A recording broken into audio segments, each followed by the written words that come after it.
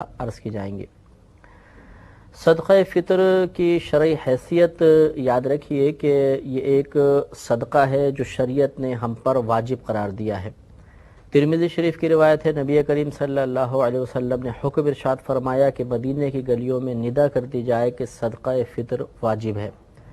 اور ابن ماجہ کی روایت ہے، حضرت ابن عباس رضی اللہ تعالی عنہ اس کی حکمت بیان کرتے ہوئے کہتے ہیں کہ نبی کریم صلی اللہ علیہ وسلم نے صدقہ فطر کو واجب قرار دیا تاکہ دوران روزہ جو کچھ کمی رہ گئی، کوتاہی ہو یا کوئی بیہودہ کلمات زبان سے نکلے ہوں تو ان کا کفارہ ہو جائے۔ اور دائلمی کی روایت ہے، نبی کریم صلی اللہ علیہ وسلم ارشاد فرماتے ہیں کہ روزہ زمین و آسمان کے درمیان معلق رہتا ہے جب تک صدقہ فطر ادا نہ کیا جائے۔ تو اس سے معلوم ہوا کہ یہ ایک صدقہ ہے جو شریعت نے ہم پہ لازم قرار دیا ہے، اور اس کا فائدہ یہ ہوگا کہ ہمارے روزوں کی ادائیگی میں جو کوئی کوتاہی رہ گئی، کمی رہ گئی، تو اللہ تبارک و تعالیٰ اس صدقے کی برکت سے اس کوتاہی کو پورا فرما دے گا۔ اور اس کے علاوہ اگر کوئی بیہودہ کلمات نکل گئے ہوں تو ان کا کفارہ ہوگا۔ اور ایک روایت کے مطابق اس میں غریبوں کے لیے بھی فائدے ہیں، یعنی نبی کریم نے فرمایا غریبوں کے لیے خورش ہے۔ خورش مانے کہ ان کے کھانے کا سامان ہے۔ تو کیونکہ عید الفطر سے پہلے یہ صدقہ فطر ادا کرنا مستحب ہوتا ہے، تو اس کا فائدہ یہ ہے کہ پھر وہ جو غریب لوگ ہوں گے، فقیر ہوں گے، وہ صدقہ فطر لے کر عید کی خوشیوں میں شریک ہو سکتے ہیں۔ تو صدقہ فطر کا حکم ہمیں معلوم ہو گیا کہ صدقہ فطر واجب ہوتا ہے۔ اب اس کی ادائیگی کا وقت یاد رکھیں کہ پوری زندگی اس کی ادائیگی کا وقت ہے۔ یہ عوام کا غلط خیال ہے کہ صدقہ فطر عید الفطر سے پہلے ہی ادا ہو سکتا ہے۔ چنانچہ اگر دیر ہو گئی، کوئی تیزی کے ساتھ مسجد میں پہنچا، جماعت کھڑی ہو گئی تھی، وہ عید کی جماعت میں شامل ہو گیا، تو بعض اوقات وہ پریشان ہوتے ہیں کہ جی اب تو وقت نکل گیا، اب ہم کیسے ادا کریں؟ تو یاد رکھیں کہ اس کا مستحب وقت تو یہی ہے کہ عید کی نماز سے پہلے ادا کیا جائے، ورنہ اگر عید کی نماز سے پہلے ادا نہیں کر سکے ہیں تو بعد میں ادا کر سکتے ہیں، بلکہ کرنا ہوگا۔ اور اگر عید کی نماز سے پہلے یعنی کوئی رمضان میں صدقہ فطر ادا کرنا چاہے مثال کے طور پر، یعنی وقت آنے سے پہلے، تو وہ کر سکتا ہے، اور بعد میں اس کو ادا کرنے کی ضرورت نہیں ہوگی، اس کی شریعت نے اجازت دی ہے۔ یہ بھی یاد رکھیں کہ عید اس کی ادائیگی کب ہم پر واجب ہوگی۔ جس شخص نے عید کی فجر پالی، یعنی طلوع صبح صادق جس کو کہا جاتا ہے، جیسی سحری ختم ہوگی تو فجر کا وقت شروع ہوتا ہے، اسی کو طلوع صبح صادق کہا جاتا ہے۔ تو جس شخص کو یہ طلوع صبح صادق مل جاتی ہے اس کے اوپر صدقہ فطر لازم ہوتا ہے۔ لیکن اس کے ساتھ ساتھ ایک اور مسئلہ بھی ہے، وہ یہ ہے کہ صدقہ فطر اسی شخص کے اوپر واجب ہوگا جو مالک نصاب ہوگا۔ اور مالک نصاب کی تعریف آپ کو بتائی تھی کہ نصاب دراصل مال کی ایک مخصوص مقدار کو کہتے ہیں، جو سونے میں 7.5 تولہ سونا ہے، چاندی میں 52.5 تولہ چاندی، اگر روپیہ ہے تو اتنا کہ کم از کم اس سے آپ 52.5 تولہ چاندی خرید سکتے ہوں، یعنی تقریباً 9,500 10,000 روپے، یا آپ کے پاس اتنا مال تجارت ہے کہ جس کی مالیت 9,000 یا 10,000 تک پہنچتی ہو، یا آپ کے گھر میں ضروریات زندگی سے زیادہ اتنا سامان ہے کہ جس کی مالیت اس مقدار تک پہنچ جائے، تو ان لوگوں پر صدقہ فطر واجب ہوتا ہے۔ لیکن یہ وجوب کا معاملہ ہے، کہنے کا مطلب ہرگز یہ نہیں ہے کہ جس پر واجب نہیں ہے وہ ادا بھی نہیں کر سکتا۔ ادا تو کرنا ہی چاہیے، ہر شخص کو ادا کرنا چاہیے، لیکن جو مالک نصاب ہے اس پر صدقہ فطر ادا کرنا واجب ہے، یعنی نہیں کرے گا تو گناہ گار ہوگا۔ اور جس پر صدقہ فطر واجب نہیں ہے، یعنی وہ مالک نصاب نہیں ہے، وہ اگر جان بوجھ کر بھی صدقہ فطر چھوڑ دے، ادا نہ کرے، تو وہ گناہ گار نہیں ہوگا۔ لیکن ادا سب کو کرنا چاہیے، کیونکہ اس صدقے کی ادائیگی کی جو حکمت نبی کریم صلی اللہ علیہ وسلم نے بیان فرمائی ہے، وہ حکمت مالک نصاب کے ساتھ ہی متعلق نہیں ہے، یعنی روزوں کی کمی کو پورا کرنا۔ تو جس پر واجب ہے وہ ادا کرے گا، اس کی بھی روزوں کی کمی پوری ہوگی۔ جس پہ صدقہ فطر واجب نہیں ہے وہ بھی ادا کرے گا، تو انشاءاللہ روزوں کی کمی پوری ہو جائے گی۔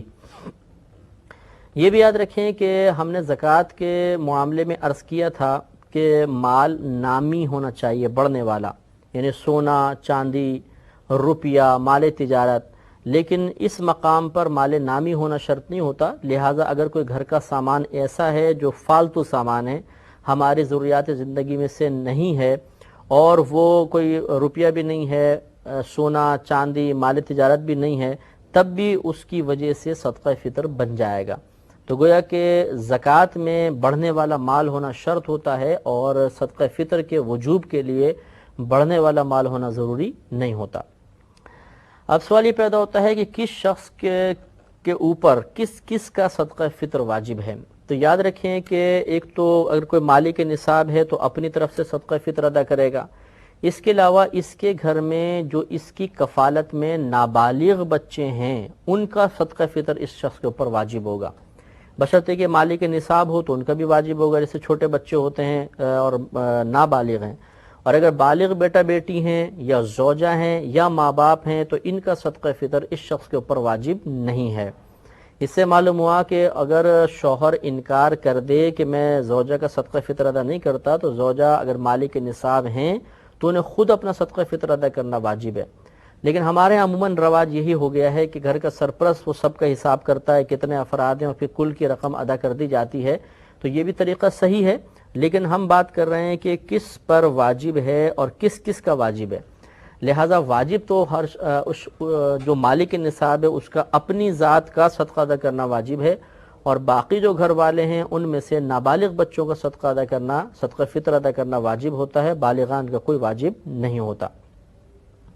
اسی طریقے سے اگر مجنون اولاد ہیں، پاگل ہیں، اب چاہے وہ بالغ ہو نابالغ، اس میں باپ کے لیے حکم یہ ہوتا ہے کہ وہی ان کا صدقہ فطر ادا کرے گا.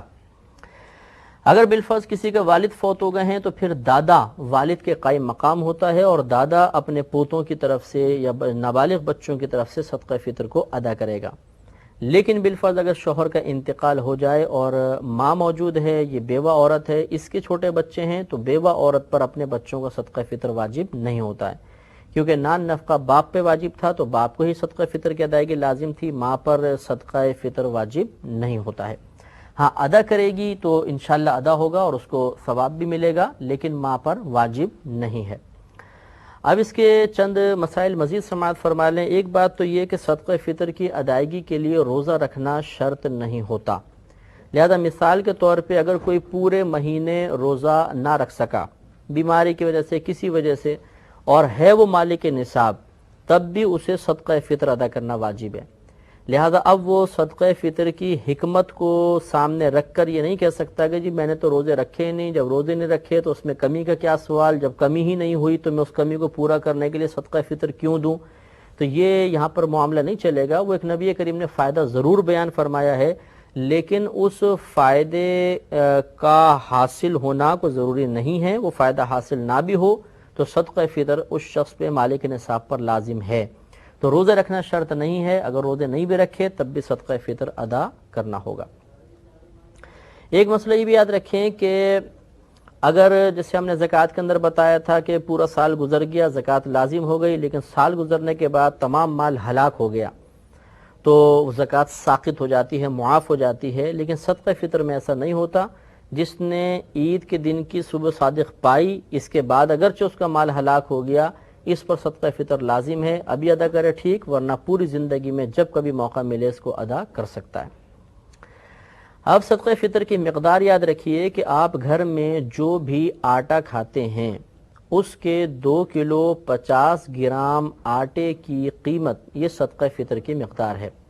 یا تو آپ 2 کلو 50 گرام آٹا تول کر وہ کسی فقیر کو دے دیں تب بھی ٹھیک ہے، یا اس کی قیمت کا حساب کر لیں. مثال کے طور پر آپ 10 روپے کلو والا آٹا کھاتے ہیں تو تقریباً 25 روپے بن جائیں گے، یا احتیاطاً آپ تھوڑا سا بڑھا کر 30 روپے آپ ادا کر دیں تو انشاءاللہ آپ کا صدقہ فطر ادا ہو جائے گا. یہ بعض اوقات ایک فکس ریٹ اخبار میں دے دیا جاتا ہے کہ اس سال گورنمنٹ نے صدقہ فطر کی مقدار 30 روپے مقرر کی ہے. تو یہ حقیقتاً مطلب یہ کہ یہ کوئی شرعی طریقہ نہیں ہوتا. بہرحال اگر احتیاط کے ساتھ نکالا جائے تو اس میں حرج بھی نہیں ہے، لیکن آپ کو ضرور دیکھنا ہوگا.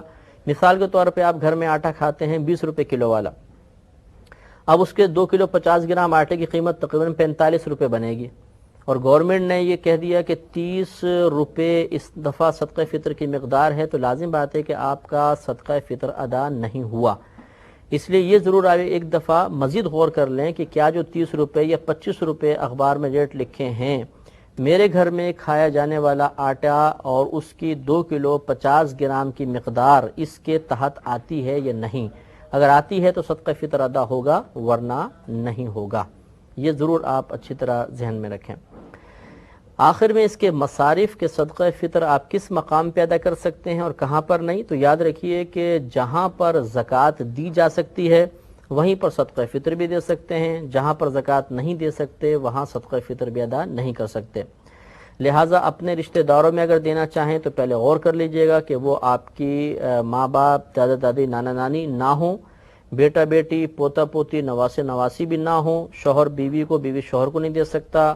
اس کے علاوہ کوئی خاندان میں سید ہوں تو ان کو نہیں دے سکتے. اس کے علاوہ خاندان میں جو کوئی ہیں، بہن ہیں، بھائی ہیں، ماموں مانی، ماموں وغیرہ، وہ اگر مستحق ہیں اور مالک نصاب نہیں ہیں تو آپ انہیں صدقہ فطر دے سکتے ہیں. انشاءاللہ آپ کو بہت ہی ثواب حاصل ہوگا.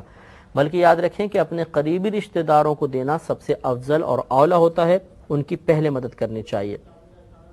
اس کے علاوہ جیسے زکوٰۃ میں مالک بنانا شرط ہوتا ہے، اس میں بھی مالک بنانا شرط ہے. لہذا صدقہ فطر براہ راست کسی مسجد وغیرہ میں نہیں لگا سکتے، کسی کو مالک ہی بنانا ہوگا. تو یہ کچھ صدقہ فطر کے مسائل تھے ضروری جو آپ کی خدمت میں عرض کی.